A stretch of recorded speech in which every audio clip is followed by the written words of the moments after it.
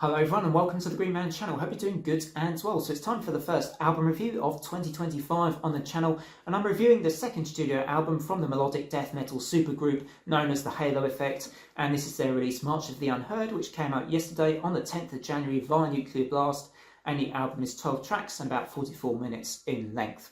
So I ask in the thumbnail, is this really the kind of golden age of In Flames sound? Is this golden age in Flames?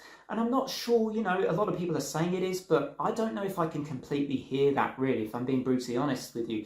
I can hear elements of Dark Tranquillity, perhaps that's because of Michael Stan being the vocalist and his influence on the band, and I can hear some of that Clayman era of In Flames specifically, but I'm not sure I would call this the golden age of In Flames as such. I want to make that specific point because for me the golden age of In Flames had that ferocity, that velocity, also that loudness that I think of particularly in association with 90s In Flames releases like Colony, like Jester Race. Jester Race is one of my all-time favourite In Flames albums, it's a classic.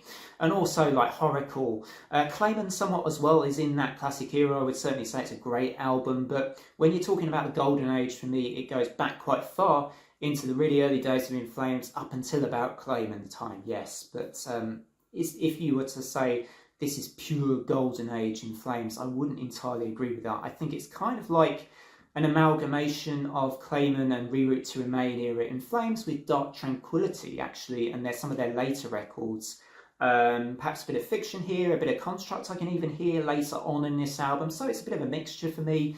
I don't think I would call this pure In Flames golden age. This is what I've been hearing, that this is the golden age kind of era of In Flames and the melodic death metal sound. I can hear that at times, but not throughout the whole album, and certainly not the fullness and the ferocity of some of those classic albums from both In Flames, and actually Dark Tranquillity somewhat as well in their earlier days too. So I just want to get that out of the way first, that question. So is it the golden age of In Flames? I don't think it really quite is, but it does have some elements of that. So interesting, the band members of this supergroup. So you do have Michael Stan, as I've already said, as the vocalist. Mostly he's known from Dark Tranquillity, but he was part of the first In Flames album. You've also got obviously Jesper Strongblad, who was in Flames right from the start until 2010. And then you've got Peter Yves and Daniel Svensson, who were part of In Flames from Colony onwards until the 2010s, I believe. And then also Niklas Englin, who was actually with In Flames for the kind of unpopular era of In Flames, what I would call the unpopular era between Siren Charms and Either Mask. So it's not completely a band also made up of just Golden Age In Flames members. I want to point that particularly, make that point as well, as I'm sort of saying it's not really, to me, necessarily Golden Age In Flames record. But anyway, let's go actually into some of the songs for this review as well. And I really enjoyed the way this album opened up, actually, with tracks like Conspire to Deceive and Detonator, or Detonate rather, which I thought spiritually sound like they could belong on Clayman, and have some of that bite as well. Some really good guitar riffage, I think, from Jesper and Niklas on these songs. And it's a strong way to open up this record. Pretty memorable stuff. Pretty urgent riffage, the kind of thing I think I wanted to hear to start this album. Yes, it doesn't quite have, for me, the same impact necessarily as the songs from Clayman would have, but it definitely has the most, I think, of a lot of the songs on this album. I can really hear the Clayman sound quite eminently in the way this album starts. Cruel Perception, again, has somewhat that Clayman edge, but very melodic track. I quite like Michael's vocals in this particular song. But for me, it's not as impactful as those early tracks, and I have the similar problem with the title track, March to the Unheard. Some of these tracks are almost veering more into sort of a mid-tempo, mid-pace kind of a sound, and this one kind of didn't really impact me much either. Sometimes the tracks kind of, with me in melodic death metal, I prefer it quite fast and quite groovy, and this is kind of a little less of that at times, but it does have a certain atmosphere in some of the tracks, and some people will like that. For me, actually, again, it's kind of like later era Dark Tranquillity that's sometimes being pulled from instead of necessarily classic era In Flames. I quite enjoyed the tracks Forever Astray and Between Directions that were using Michael's clean vocals.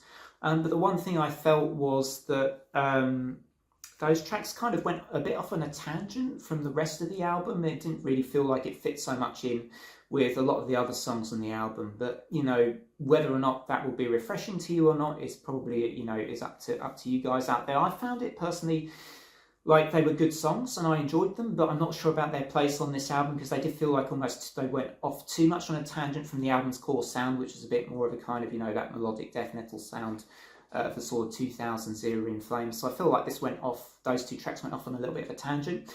But I really loved the track, The Burning Point. That one was towards the end of the album. I thought that was fantastic. I was like, where is this song? You know, I want this kind of song more on this particular record. Love the soaring chorus. Really love Michael's vocals on this track. And you get these great bursts of guitar riffage and drums, which I felt like were missing from a lot of the other songs on the record. You know, those bursts, those kind of ferocious bursts, which, you know, you do hear more on the old school In Flames records. An interesting kind of guitar rhythm as well on this one as well, I noticed. So I don't know if that was Nicholas or Jess were playing that, but yeah, some great stuff here towards the end of the album as well. I even quite like the closing track as a sort of calming, has a kind of calming effect. But yeah, overall, I thought this was a solid record, but because it didn't quite meet the expectations that had been laid out before me, I felt a slight sense of disappointment overall. But, you know, it's still a good record. It's still very solid. I think if you're coming here for melodic death metal alone, and you don't come here with the whole classic sound or the 90s In Flames tag, which I came here with a bit, to be honest, and that has slightly coloured my view of the album. If you come here without that, and you think more 2000s melodic death metal, I think more Dark Tranquillity kind of a sound for a lot of this. If you come here with more of that expectation, I think you're more likely to give this a really positive review. But for me, I'm still feeling pretty positive. I give this one a 7 out of 10. So thank you for tuning in for this review. If you're new to the channel, do drop a like and a sub if you think you'll like more of my album reviews. But otherwise, from me, until the next time, it is bye for now.